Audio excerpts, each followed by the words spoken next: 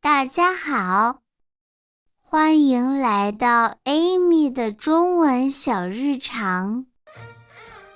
今天我要尝试自己做饭，太阳照进来了。我从床上起来，很激动。我洗脸刷牙，我可以的。我鼓励自己。旺财开心地摇尾巴。我说：“谢谢你鼓励我。”我问妈妈：“我能自己做饭吗？”她笑着点头。妈妈说：“可以，但要小心，不要直接碰火。”我拿鸡蛋、米饭和蔬菜，我像小厨师一样，我小心地敲鸡蛋。哎呀，一点蛋壳掉进碗里，我笑着说：“我真傻。”但这真的太好笑了。我把米饭倒进锅里，滋滋，真激动。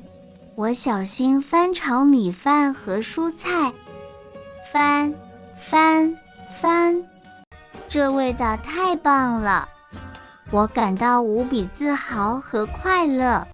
哎呀，一些米粘在锅里，真好玩，哈哈。我小心关掉燃气，深呼吸。我还能再试一次。我在翻炒，加蔬菜和调料，小心翻炒。